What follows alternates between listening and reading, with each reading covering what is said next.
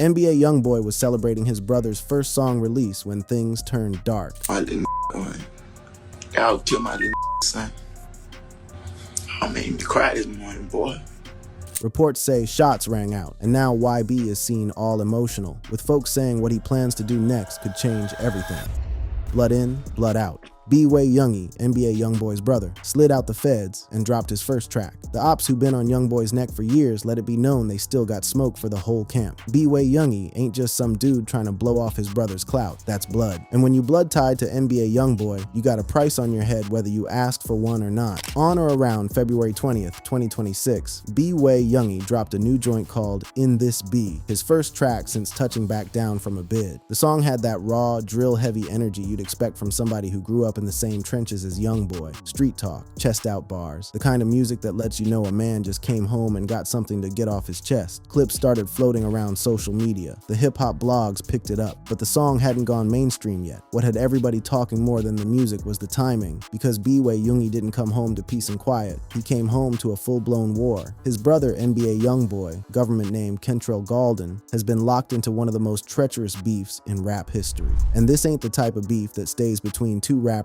trading subliminals on wax. This one reaches into families. It reaches brothers. It reaches anybody close enough to claim NBA. Before the song even hit the internet, B-Way Youngie was already back in the mix for a reported second-degree murder charge from late January 2026. The legal heat came before the music, and the music came before everything else fell apart. That's the sequence. That's how quick things flip when your bloodline connects back to YoungBoy. But to really understand why B-Way Youngie putting out one song could land him right back in the danger zone, you gotta understand the bond between these two. This ain't about a rapper and his homie from the block. This is about brothers, real ones. In an interview, B-Way Youngie sat down and got asked about his relationship with YoungBoy. He kept it short at first, but what he said carried weight. And talk to me about your relationship with your brother.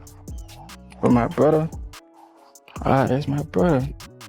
That's my brother. No extra words needed. But then the interviewer pressed a little more, and B-Way Youngie got real about what YoungBoy actually means to him on a deeper level. Is it a close relationship that you have as well? Yeah.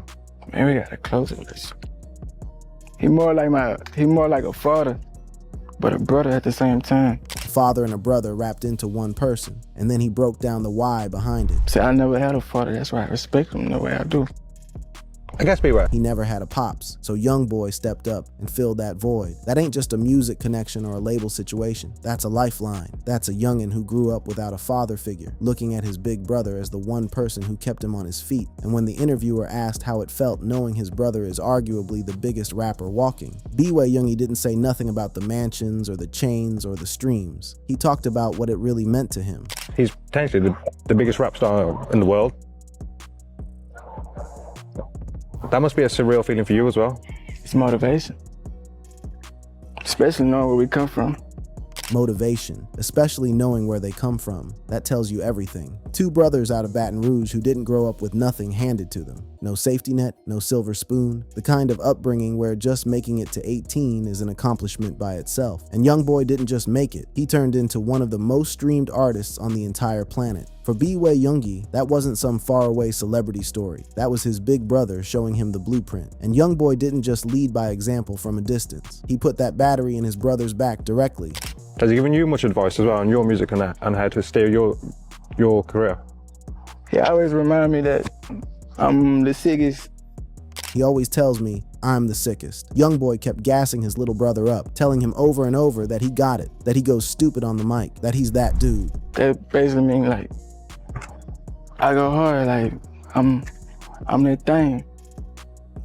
He always remind me that. So when B-Way Youngie touched down from his bid and dropped In This B, he wasn't just throwing a song on the internet for fun. He was doing exactly what his brother told him he was built for. He was stepping into the lane that YoungBoy had been prepping him to run in. He was trying to build his own bag in an industry where his last name is the biggest flex and the biggest curse all at once. Because the issue with being YoungBoy's brother ain't the fame. It's the smoke that tags along with it. And that smoke been blowing for years, aimed not just at YoungBoy himself, but at it anybody who stands next to him, anybody who shares his DNA, anybody who rocks the NBA flag. That means B-Way Youngie. That means their brother, NBA OG33. That means every single soul who claims the camp. And these ain't just internet threats from keyboard warriors with no follow-through. These threats come from some of the most active blocks in America. They come from a beef that's already put people in the ground on both sides. They come from individuals who have shown time and time again that they will back up every word they type with real-world action. To understand the weight of what B-Way Youngie walked into, the second he dropped that track, you gotta understand the war his brother been fighting. And that war traces all the way back to one night in Atlanta that changed the whole landscape. How the beef got deadly.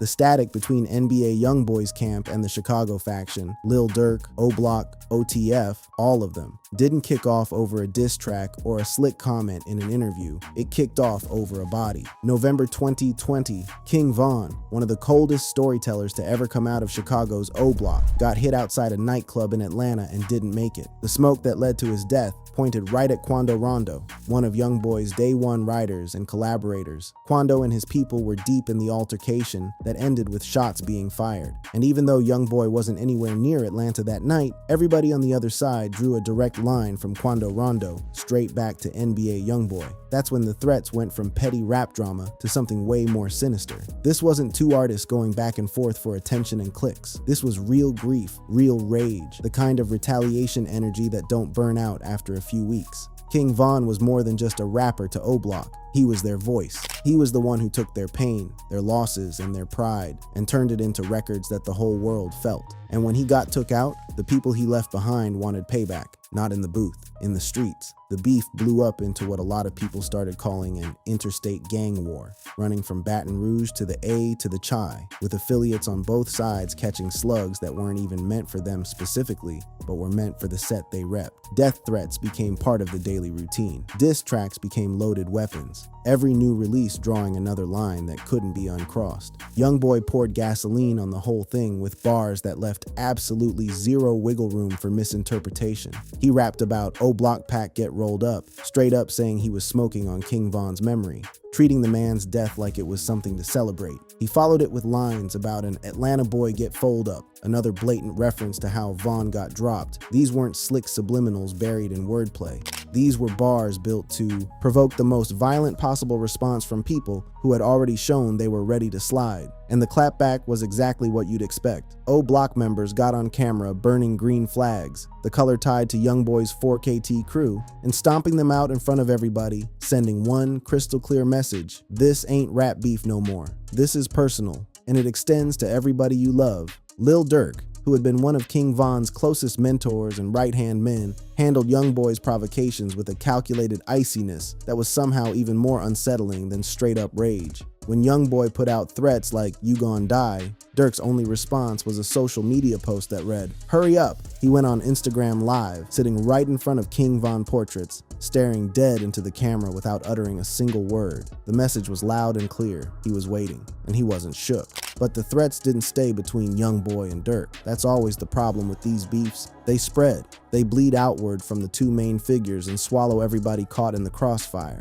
O-Block affiliates started putting the entire NBA camp on notice. Not just YoungBoy, but his brothers, his people, his allies like Quando Rondo. During interviews, O-Block members like Durkee spoke openly about the mindset fueling their side of the war.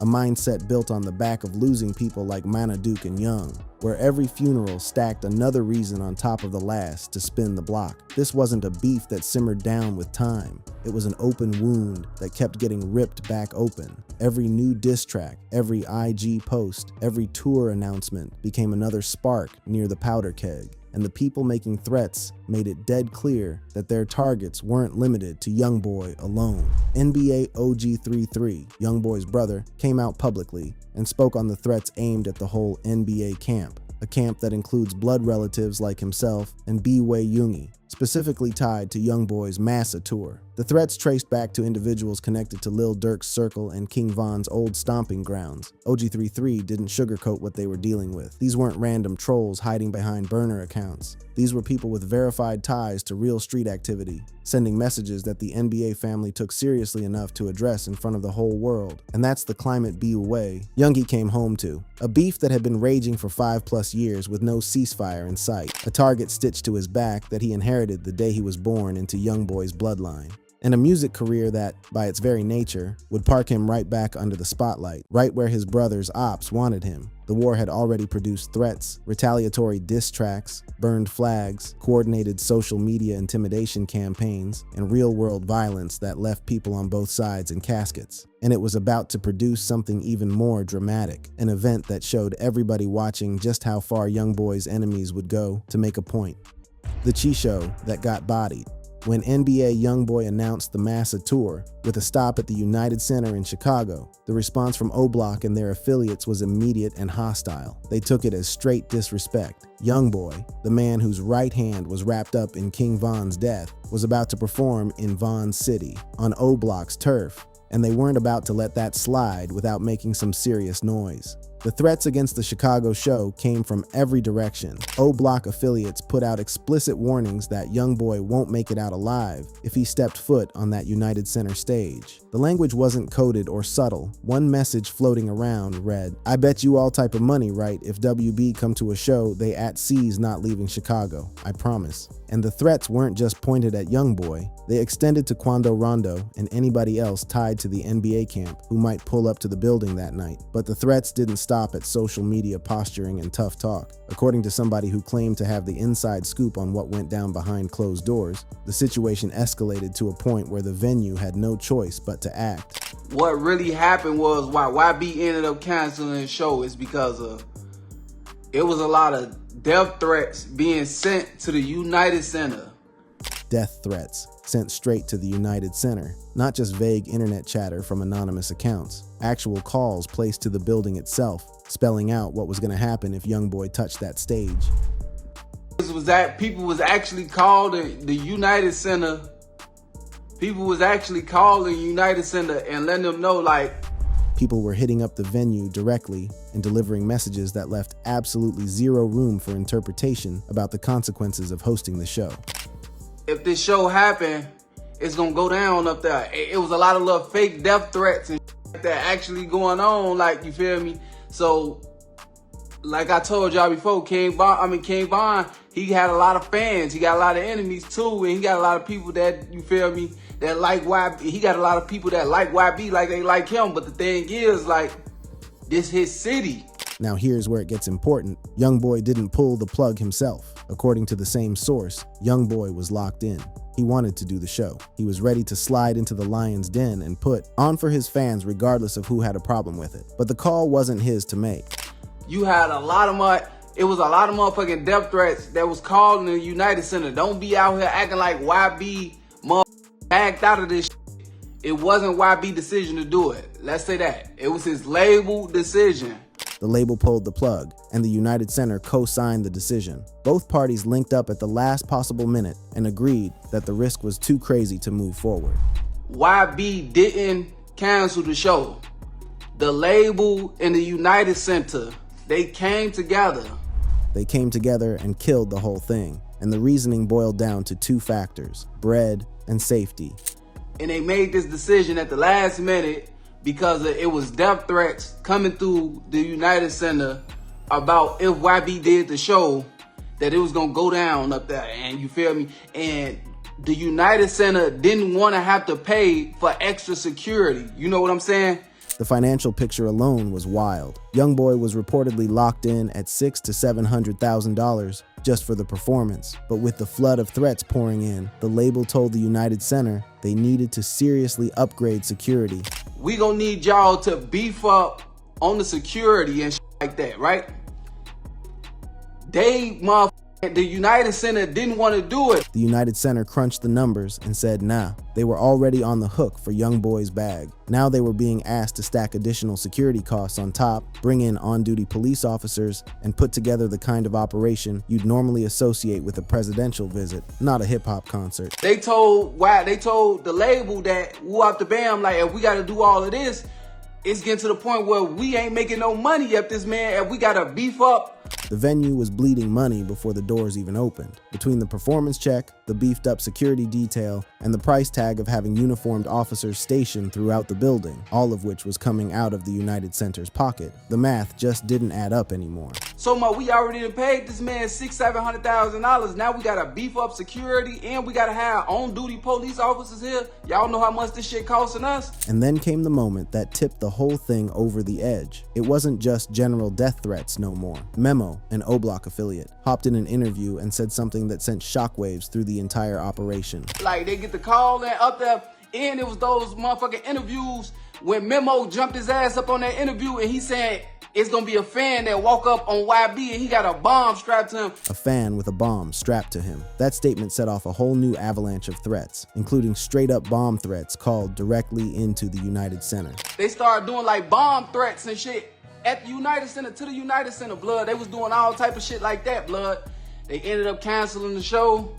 And that was a wrap. The show got axed. Not because YoungBoy was shook, not because he didn't want to perform, but because the Opps who wanted him gone made it financially and logistically impossible for the event to go down safely. The source made it clear how YoungBoy felt about the whole situation. His label canceled the show. He didn't cancel it. Right now, my source telling me right now that YB is pissed. They say YB pissed off right now. YoungBoy was hot. He didn't fold. He got overruled. And that distinction is everything, because it tells you exactly what kind of dude he is. The same fearlessness that turned him into one of the biggest artists alive is the same fearlessness that would have had him on that stage in Chicago, knowing full well that people in the crowd might be strapped. The canceled show proved what everybody in YoungBoy's camp already knew. The threats weren't just cap. They were coordinated, persistent, and powerful enough to shut down a major arena event in one of the biggest cities in the country. And if they could do all that to YoungBoy himself, a man with millions of dollars and serious security around him, what could they do to his little brother, who just came home from a bid and don't have anywhere near the same resources, protection, or public profile? That's the shadow B-Way Youngie released In This Be Under. Not just the shadow of his brother's fame, the shadow of his brother's whole war.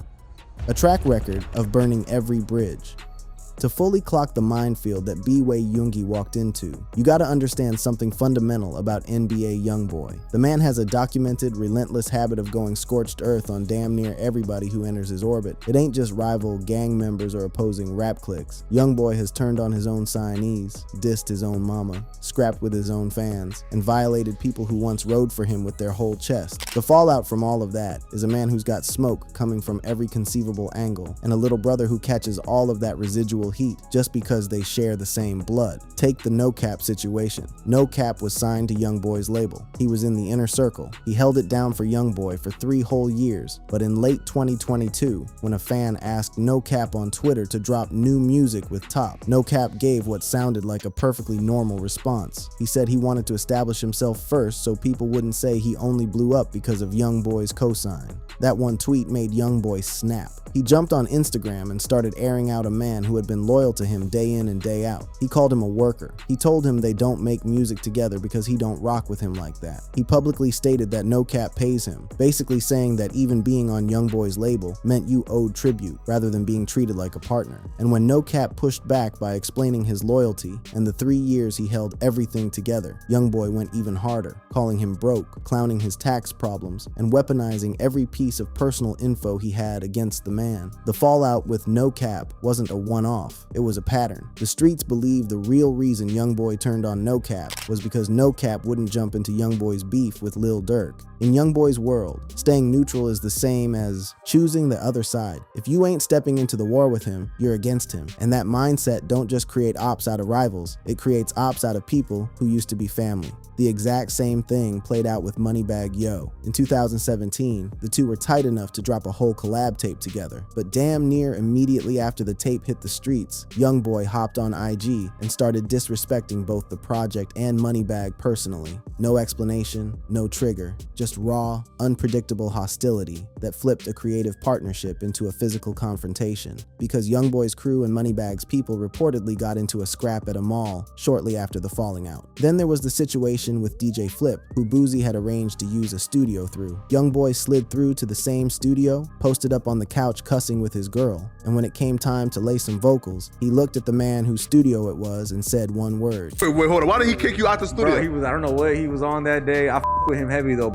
So Boosie's like, yo, Flip, I need a studio. Boozy set the whole thing up. Flip got everything ready, and then YoungBoy pulled up. Boom, pulled up, got the studio ready for him. And then YoungBoy pulled up, and then he wanted to record. And what went down next pretty much sums up YoungBoy's whole aura in one moment. He just like looking mad. He's cuddling on the couch and with his girl, and then he's about to record, and he's like, he looked dead at the man whose studio he was sitting in, a studio that had been prepped as a solid, and hit him with one word. He's like, exit. He looked at me and said, exit. Exit. Not, my bad, can you step out for a sec? Not, give us a minute, bro. Exit. That's how YoungBoy moves, with a bluntness that borders on disrespect, even toward the people who are going out of their way to look out for him. And then there's the move that crossed a line even by YoungBoy's wild standards, going at Lil Durk's girl, India Royale. During their 2022 diss track exchange, YoungBoy didn't keep the smoke between him and Durk. He dragged India into it directly in the song I Hate YoungBoy, calling her out of her name with bars that left no room for any other interpretation. And when Durk and India later broke things off and a video of India dancing popped up on the timeline, YoungBoy used it as another chance to twist the blade, tweeting, LOL, I know how it be when that turned to a demon, to clown both of them for the whole internet to see. India popped back. She told YoungBoy to keep her name out his mouth, that she let it rock the first time, and that Durk is still her child's father, and she don't play about him.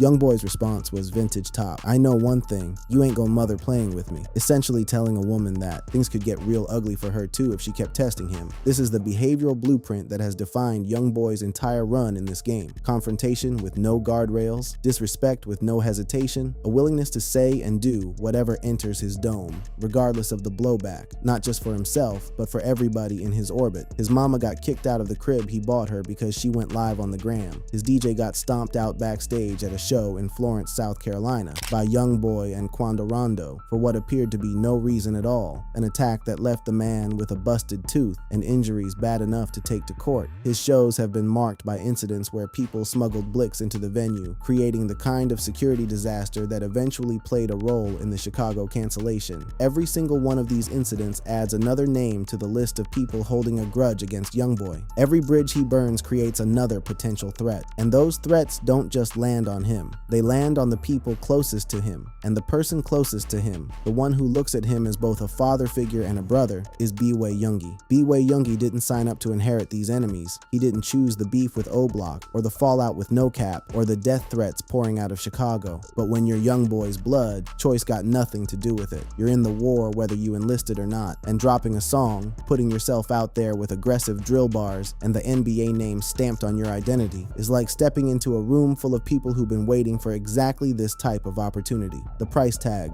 on family, the violence swirling around NBA YoungBoy's world don't live in some hypothetical space. It got names attached to it. It got dates. It got consequences that stretch way beyond the booth and the stage, bleeding into the personal lives of people whose only offense was being connected to the most polarizing rapper of his generation. YoungBoy's baby mama, Arcola, was reportedly run up on by two of his other girlfriends while she was holding their child. That situation had nothing to do with rival sets or diss records. That was the chaos of YoungBoy's personal life, boiling over into hands being thrown on the mothers of his own kids. His own mother confirmed that he sent $1 million to one of his baby mamas, who then took his son and daughter and dipped, vanishing into a custody war that stacked yet another layer of chaos onto an already fractured family situation. And the threats don't even confine themselves to people who actually know YoungBoy personally. An O-Block member threatened to tie up a little kid who was nothing more than a fan of YoungBoy's music, a child who had zero involvement with the beef,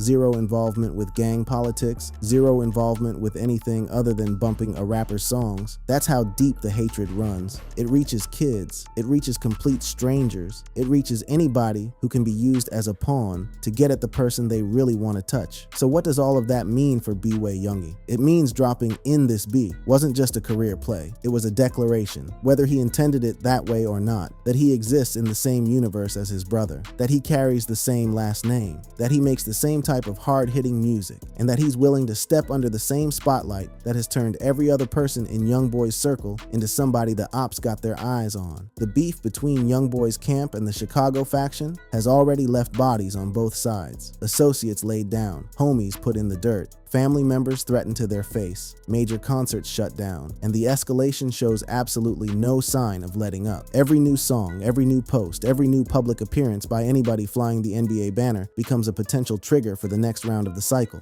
B-Way Youngie knows all of this. He grew up watching it unfold in real time. He watched his brother become one of the most famous musicians on the planet while simultaneously becoming one of the most hunted men in the rap game. He watched OG33 go public about the threats their family catches on the regular. He lived through the legal system himself with his own murder charge. And still, he walked out them gates and cut a record because that's what YoungBoy told him to do. YoungBoy told him he was the sickest. YoungBoy told him he goes stupid. YoungBoy told him he's the thing. And B-Way Youngie took his brother at his word, the same way he's been taking his word since they were youngins growing up with no father, leaning on each other because there wasn't nobody else in their corner. The track, In This Bit, is aggressive, confrontational, and unapologetic. Exactly the type of music that goes crazy in hip-hop, circles, and exactly the type of music that puts a bullseye on your back when your brother's ops are monitoring every move you make. The clips circulating on social media brought attention. The reactions brought more attention. And attention, in the world YoungBoy moves in, is both a bag and a death sentence. Messages floating around from O-Block affiliates have included warnings like, "It's gonna rain at that show," coded language that everybody in the culture reads as a threat of gunfire. Those warnings weren't just aimed at YoungBoy's sets. They extended to the whole camp, the whole bloodline, everybody who walks under the NBA banner. B-Way Youngie dropped his first track after a prison bid into this reality, not into some supportive industry ready to welcome a new voice with open arms, not into a neutral playing field where talent alone determines how far you go. He dropped it into a 5-year war that has consumed his brother's life, destroyed relationships, ended careers, and put people in the ground. He dropped it knowing that the same individuals who called bomb threats into the United Center, the same people who burned 4KT flags on camera for the world to see, the same people who threatened to put YoungBoy in a box at his own concert, those same people now got another member of the family to lock their sights on. And that's the story of how B-Way Youngie's first song, Out the Feds, became something way bigger than a music drop. It became the latest chapter in a saga of violence, loyalty, and blood ties that has defined NBA YoungBoy's career from day one. A saga where the cost of being family ain't measured in dollars or streams, it's measured in threats, in canceled shows, in caskets, and in the cold reality that no matter how far you run or how high you climb, the enemies your brother made will always know your name. YoungBoy told his little brother he was the sickest. He told him to go hard. He told him he was the thing. And B-Way Youngie listened. He dropped his joint. He stepped into the light. Now the whole world watching to see what comes next. So tell me this, after this latest hit in his family, should YoungBoy move different or just double down? Let me know what you think in the comments section. For more videos like this, click on this next card on your screen.